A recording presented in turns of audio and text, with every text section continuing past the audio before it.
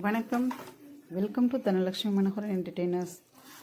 இன்றைக்கி நம்முடைய சேனலில் ஒரு சூப்பரான டேஸ்டான ஸ்பைசியான நாட்டுக்கோழி பிரியாணி எப்படி செய்கிறதுன்னு பார்க்க போகிறோம். எக்ஸலண்ட் டேஸ்ட்டாக இருந்துச்சு இந்த பிரியாணி. அதனால தான் இந்த ரெசிபி நான் உங்கள் கூட ஷேர் பண்ணுறேன்.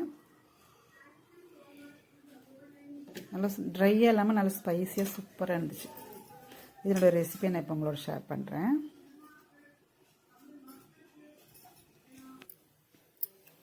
நாட்டுக்கோழி ஒரு 2 கிலோ வாங்கி வச்சுருக்கோம். இப்போ நம்ம 1.5 கிலோ ரைஸ் தான் போட போகிறோம்.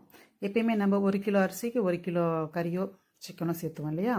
அப்படி இல்லாமல் 1 கிலோ அரிசினா 1.25 கிலோவோ இல்லை 1.5 கிலோவோ நம்ம கறி சேர்த்தும் பொழுது பிரியாணியோட டேஸ்ட் சூப்பராக இருக்கும். அதனால் அந்த ரேஷியோவில் நான் இப்போ 2 கிலோ சிக்கனும் 1.5 கிலோ ரைஸும் போட்டு ஒரு பிரியாணி செய்ய போகிறேன். ஃபஸ்ட்டு அதுக்கு நம்ம இந்த சிக்கனை மேரினேட் பண்ணிட்டு வந்துடலாம். மேரினேட் பண்ண என்னன்னு பார்த்தீங்கன்னா, அரை கட்டு கொத்தமல்லி தழை, அரை கட்டு புதினா தழை, ஒரு 4 பச்சை மிளகாய், கொஞ்சம் தண்ணி விட்டு நைஸாக அரைச்சிட்டு வந்துடலாம். இப்போ இந்த அரைச்சிட்டு வந்ததை சேர்த்துக்கலாம். அப்புறம் ஒரு சின்ன கப்பில் தயிர் சேர்த்த போகிறோம் பிரியாணிக்கு. அதில் கொஞ்சம் இதில் சேர்த்துருங்க, மீதி பிரியாணியில் சேர்த்துடலாம்.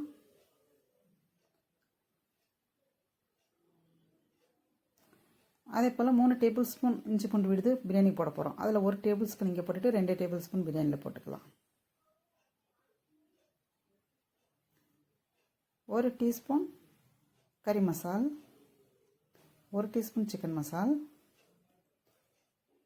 1 டீஸ்பூன் மிளகாய்த்தூள்,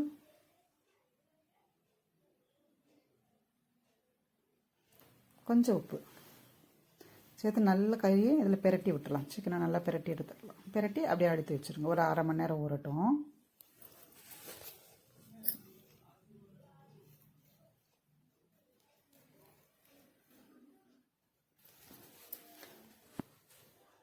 நல்லா எல்லா பக்கமும் படுற மாதிரி பிரட்டி வச்சுருங்க.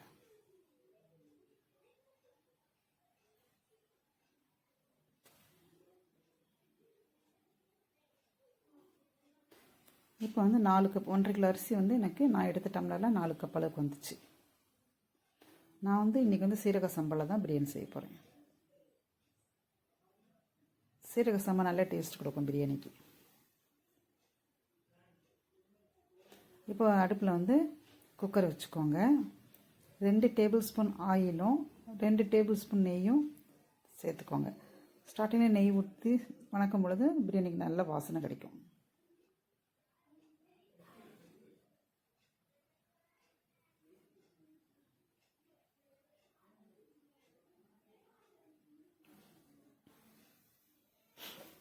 இப்போ பிரியாணி செலவு இதில் நம்ம சேர்த்திக்கலாம். பாருங்கள், பிரியாணி செலவுங்கும் பொழுது ஒரு 5 பொருள் தான் காம்போ. இப்போ அதில் என்னென்ன இருக்குன்னு பார்த்தீங்கன்னாக்கா, பிரியாணி இலை, கல்பாசின்னு சொல்லுவாங்க. அடுத்து இது அன்னாசி பூ, இது ஜாபத்ரி, இது மராட்டி மொக்கு. இந்த 5 சேர்ந்தது தான் இது அன்னாசி பூ. இந்த 5மே சேர்ந்தது தான் பிரியாணி செலவு. நம்ம அதுக்கு பட்டை, லவங்கம், ஒரு ஏலக்காய் தட்டி இதெல்லாம் இப்போ போட்டு எண்ணெயெல்லாம் வணக்க போகிறோம் நம்ம. இப்போ நீங்கள் பிரியாணியில் முந்திரி பருப்பு சேர்த்தணும்னு நினச்சிங்கன்னா, முதல்லையே இந்த எண்ணெயில் முந்திரி பருப்பை மட்டும் தனியாக வறுத்து ஒரு பிளேட்டில் எடுத்து வச்சுக்கோங்க. எடுத்து வச்சுட்டு ஃபைனலாக பிரியாணி ரெடி ஆனதுக்கு அப்புறமேட்டு முந்திரி பருப்பு போட்டு கிளறிக்கோங்க. அடுத்து வெங்காயம். நான் 1 டம்ளருக்கு 2 வெங்காயம் சேர்த்துவேன். இப்போ 4 டம்ளருக்கு 8 வெங்காயம் இல்லாமல் ஒரு 7 வெங்காயம் மட்டும் நீல வாக்கில் கட் பண்ணிக்கிட்டேன். இதை கொஞ்சம் நேரம் வணக்கி விடுங்க.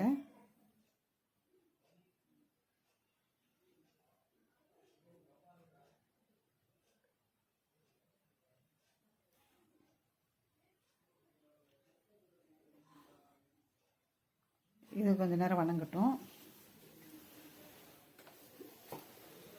அப்புறம் பச்சை மிளகாய், அதுவும் அப்படி தான். 1 டம்ளர் அரிசிக்கு 2 பச்சை மிளகாய்.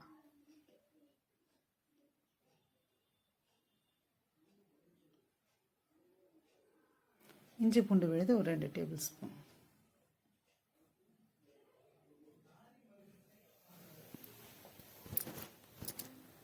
இஞ்சி பூண்டு சிலர் ஃபஸ்ட்டு எண்ணெயிலே போட்டுடலாம் கூட.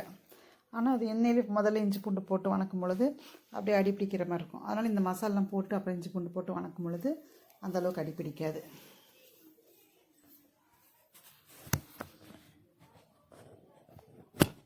நல்லா கொஞ்ச நேரம் வெங்காயம் வதங்கிட்டு வதக்கி விடுங்க.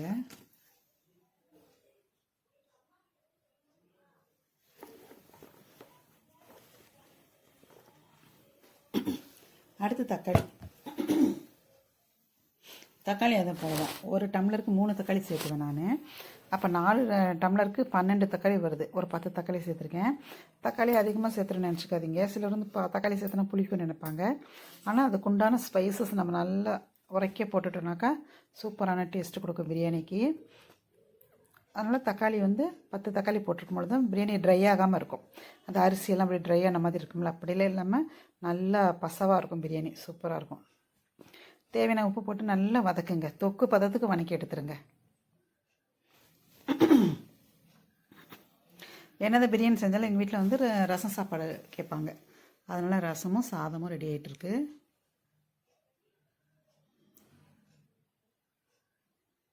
நல்லா தக்காளி வதக்கி விடுங்க. பாருங்கள், நல்லா தொக்கு மாதிரி வந்துருச்சு.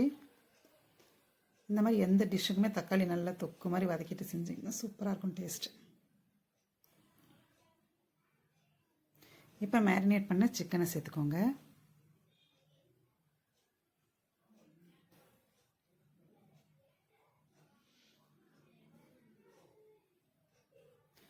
இந்த மசாலா வந்து எல்லா பக்கமும் படுற மாதிரி பிரட்டி விட்டுக்கோங்க. கொஞ்ச நேரம், ஒரு 5 நிமிஷம் அப்படியே இந்த மசாலையை வதக்கி விடுங்க.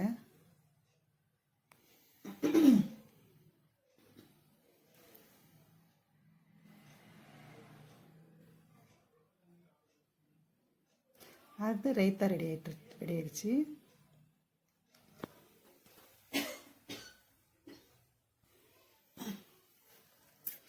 தண்ணி சேர்த்துக்கலாம். இப்போ 4 கப்பு ரைஸ்க்கு 2 கப்புங்கும் போது 1க்கு 2 பங்கு வந்து 8 வரும். அவ்வளோ வேண்டாம், 1.5 பங்கு தான் தண்ணி சேர்த்தணும். அப்போ 4 டம்ளருக்கு நான் வந்து 6 டம்ளர் தண்ணிக்கு 5 டம்ளர் மட்டும் சேர்த்துக்கிறேன். சேர்த்துட்டு 1 டம்ளர் பின்னாடி வந்து நம்ம தேங்காய் பால் சேர்த்துவோம். இப்போ 2 ஸ்பூன் கொத்தமல்லி தூள், 2 ஸ்பூன் சிக்கன் மசால், கொஞ்சம் மஞ்சத்தூள். இது வந்து நம்ம தண்ணி சேர்த்துறதுக்கு முன்னாடியே கூட போட்டு அந்த எண்ணெயிலே கூட ஒரு முறை பரட்டி கூட எடுத்துக்கலாம். நல்லா இதை கிளறி விட்டு ஒரு விசில் விடுங்க. சிக்கன் வந்து சீக்கிரம் வெந்துடும். ஒரு விசிலே வெந்துடும். பார்த்துட்டு வேவலைன்னா கூட நீங்கள் இன்னொன்று விட்டுக்கலாம். ஒரு விசில் முதல் விட்டுருங்க.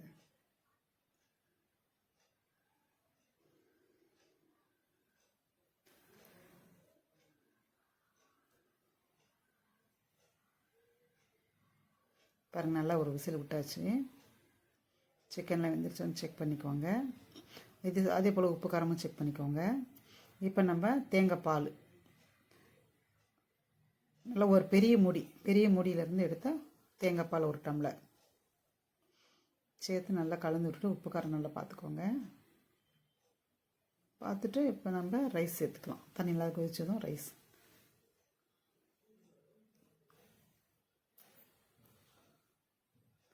நல்லா கொதிச்சு வந்துருச்சு பாருங்கள். சிக்கனில் வெந்துருச்சான்னு செக் பண்ணிக்கோங்க. பார்த்துட்டு அரிசி சேர்த்துக்கோங்க. 1/2 மணி நேரம் ஊற வச்ச அரிசி.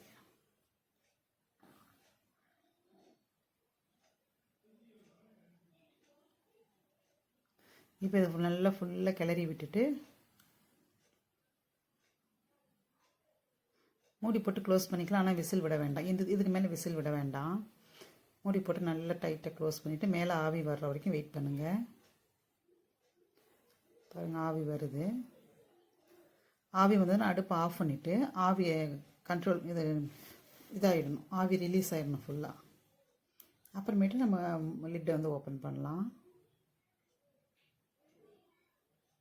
ஃபுல்லாக ஆவி அடங்கினதுக்கப்புறம் தான் லிட் ஓப்பன் பண்ணணும். இப்போ நல்லா கிளறி விடுங்க. அடிப்பிடிக்காத மாதிரி நல்லா கிளறி விடுங்க.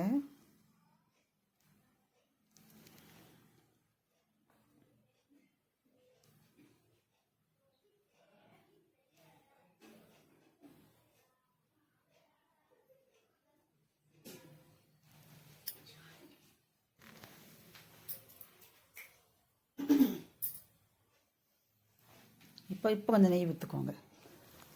இப்போ கொஞ்சம் நெய் விட்டிங்கன்னா நல்லாயிருக்கும். நல்லா வாசனை சூப்பராக இருக்கும்.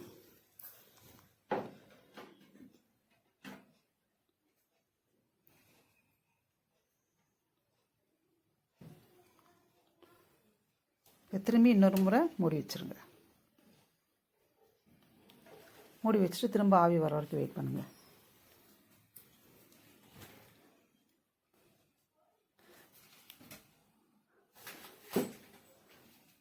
மேலே ஆவி வந்ததும் நீங்கள் அந்த விசிலை போட்டுட்டு கூட கீழே ஆஃப் பண்ணிவிட்டு கொஞ்சம் நேரம் வெயிட், இந்த தம் கொடுப்பாங்கல்ல பிரியாணிக்கு, அந்த மாதிரி செய்யலாம். நல்லா ஆவி வந்ததும் நம்ம மேலே விசில் போட்டுட்டு கூட கீழே ஆஃப் பண்ணிடலாம். ஆஃப் பண்ணிவிட்டு நம்ம ஒரு 10 நிமிஷம் 15 நிமிஷம் அப்படியே 10 நிமிஷம் விட்டுட்டு கூட நம்ம பிரியாணி ஓப்பன் பண்ணி பார்க்கலாம்.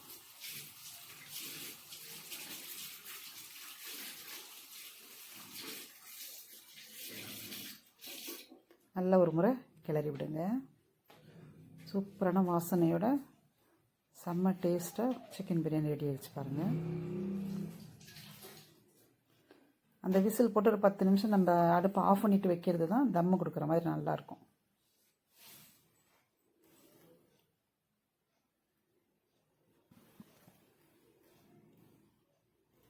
நல்லா பரட்டி பரட்டி விட்டுருங்க.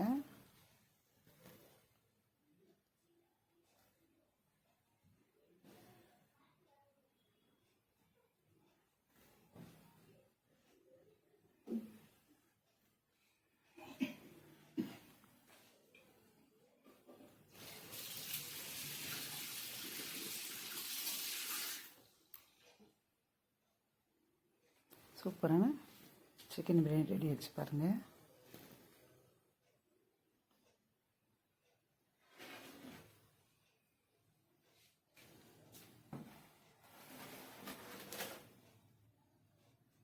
நம்ம விட்ட தண்ணி சரியாயிடுச்சு பாருங்கள்.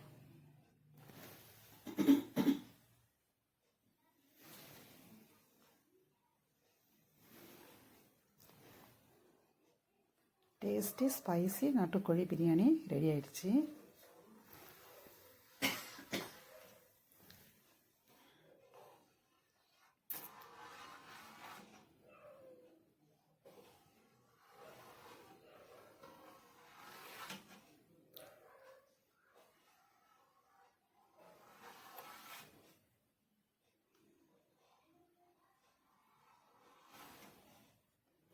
இப்போ சூப்பரான பிரியாணி ரெடி ஆகிடுச்சு. டேஸ்ட் பண்ணி பார்த்துடலாம்.